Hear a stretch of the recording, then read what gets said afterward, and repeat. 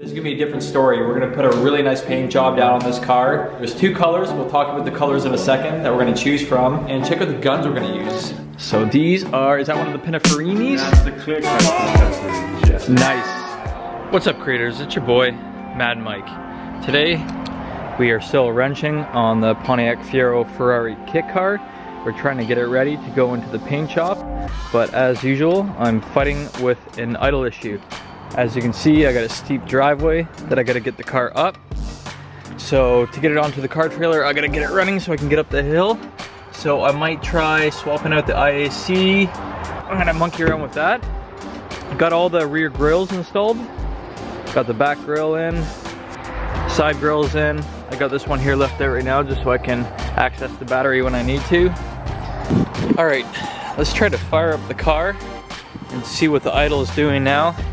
I'm gonna play around with these wires on the IAC and the throttle position sensor, see if I got any loose connections or anything funky's going on there. But let's go ahead, fire it up, and see what happens. Got my keys. All right. Neutral. All right, let's see what happens here. I'll let the fuel pump prime up. Let's see if we can hear it kick on. Yep, fuel pump's coming on. All right.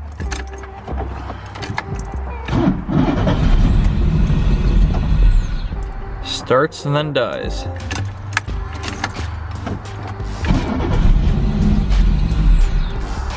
Starts and then dies.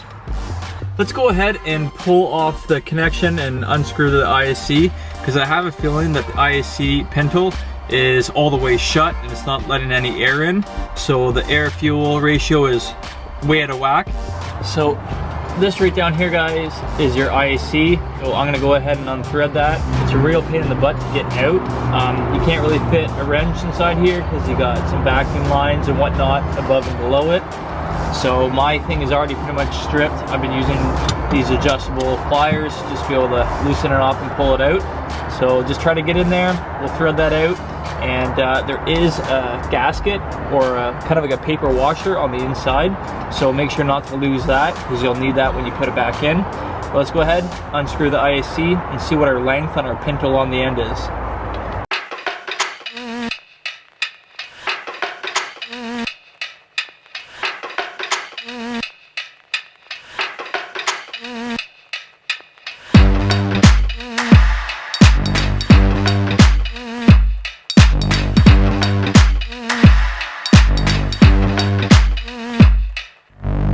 Well, after pulling out the IAC, I also removed the throttle position sensor, the TPS sensor, and where the two bolts go and that hold this in place,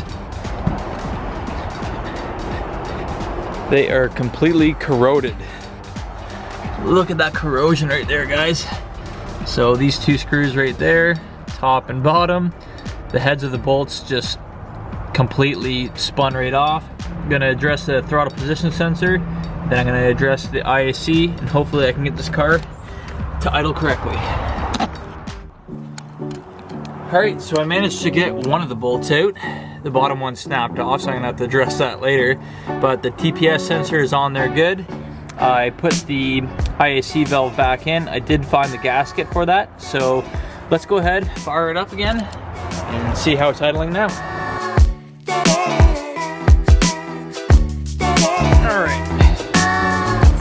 What's gonna happen now?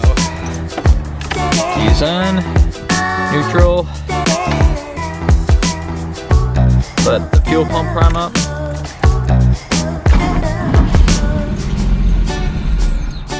Same issue. Well guys, I don't know. I'm gonna have to check my fuel pressure now. I'll have to check a couple other things.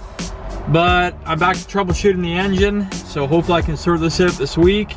I got a trailer all arranged to get the car over to the paint shop, but once I can get the car to fire up and run again, I can get it up my driveway, onto the trailer, and into the paint booth. But in the meantime, let's go check out my buddy's paint shop, and I'll show you guys the booth, and we'll talk about the color. Well, we are just rolling up to my buddy's finishing shop. Hopefully he's here. We can go check out the spray booth and have a look at some of the spray guns he's got. And we have arrived at Squamish Finishing Solutions.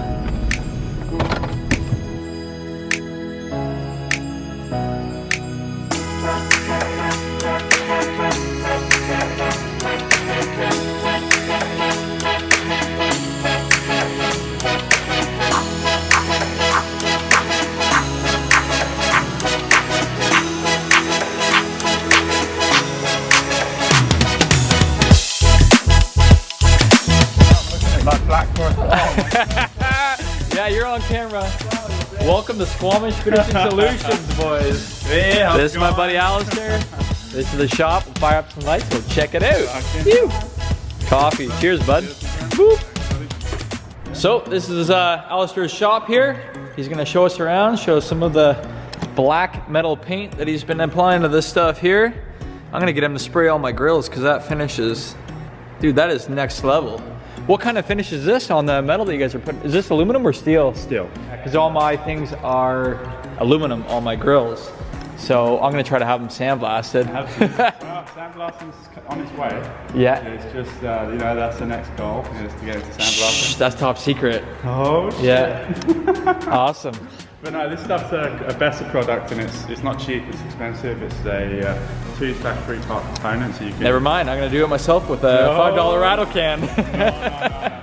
No. If you've got some stuff and you're not needing it straight away, bring it in, because we often have a little bit left over when we mix the stuff up. And yeah, I'll definitely left over. I'll take you up on that offer.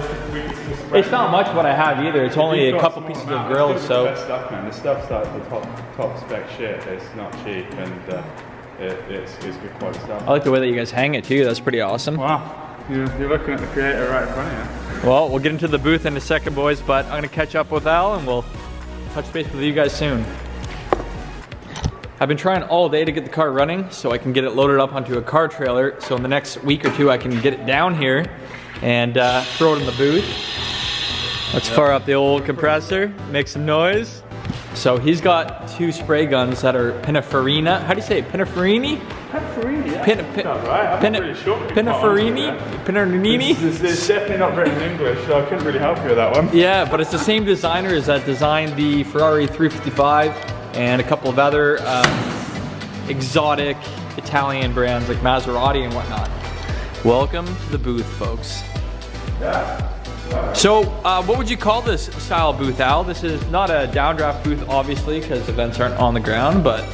So, that's a good question. I think it's a cross flow basically. We don't... So we'll have to question that one later. Either way, it's I should know that shit. You should know what kind of booth this is, but... Whoa! Whoa! Now we're talking, boys.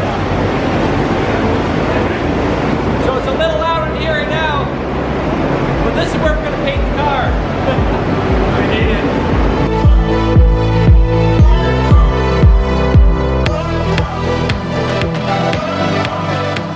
Nice.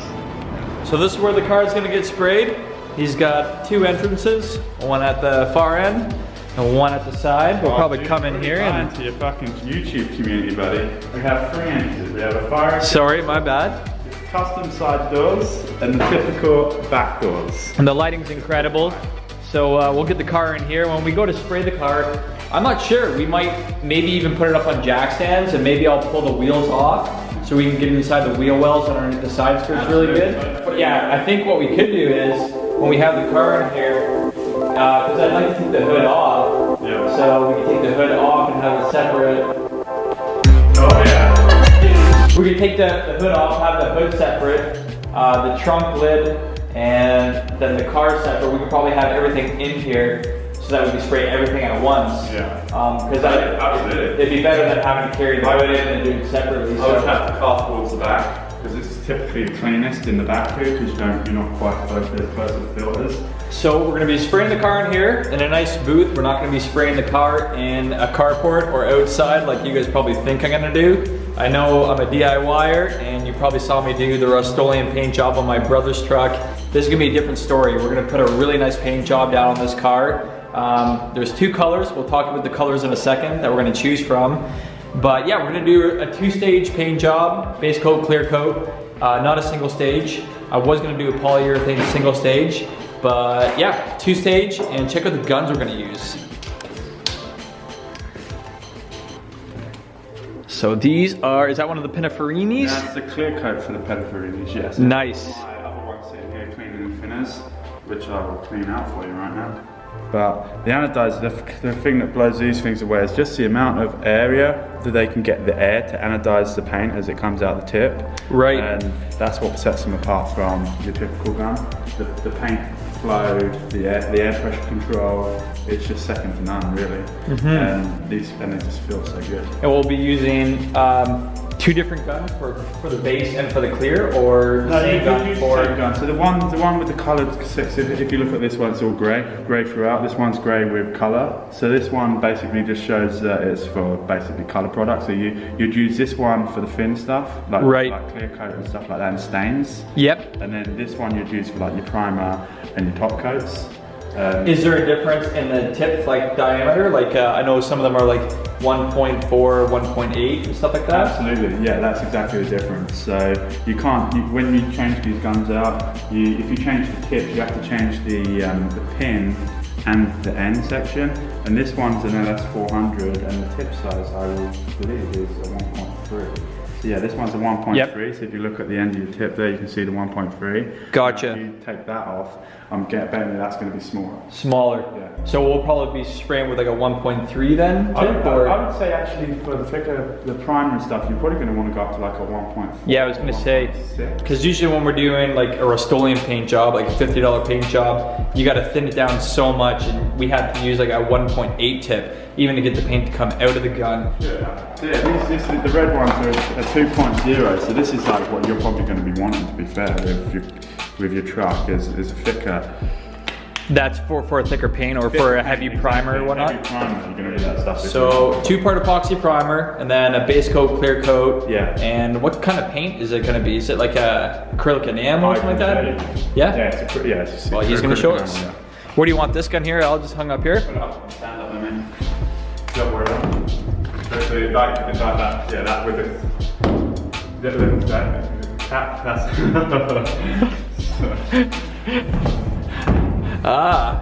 Just like that, folks.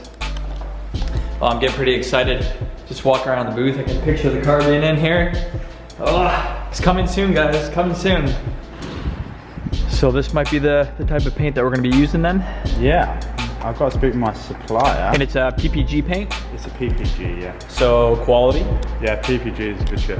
And it's going to be a 2-stage, so it's going to be, or 3-stage, primer, top coat colour, and then you're going to put a clear finish over the top.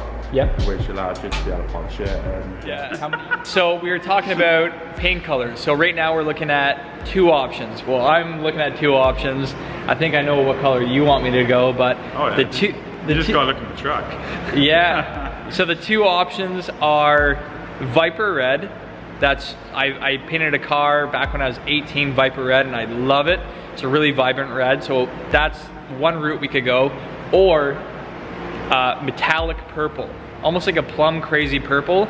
So those are the 2 options. I could either go crazy, go unique, and just go wild with the car and go purple, or I could go original Ferrari and do the red. So comment below, let me know what you guys think. What do you think? Oh, I'm gonna say we gotta go the purple. Really? Yeah, see, you weren't expecting that. No, I wasn't. Think the purple, I think everybody sees red. Yeah. In that type of setup, with that type of car, I think purple is what's gonna make people's heads turn. I think so, and I'll send you some purple colors too that I got. We got plenty of metallic we can throw right. Ah, damn it! So that kind of screws me up because I thought he was gonna say red, and everybody else has been saying red that I kind of asked, but all you guys online have been saying purple. Comment below. I'll post some photos in this video of the purple I'm thinking, so you guys get an idea of it. But ooh, we might have to go metallic purple then. I'm saying that's where we're gonna go. My tables are going purple right now, so we got to do this. Okay, okay. Well. Anyways, guys, I think that gives you guys a bit of an idea of where we're gonna be spraying the car, the colors we're gonna be doing, and the quality that we're gonna get on this car. So yeah, we'll end it here. Thanks for watching. Make sure to like, subscribe, and we'll catch you guys next time. Ciao, ciao. Woo!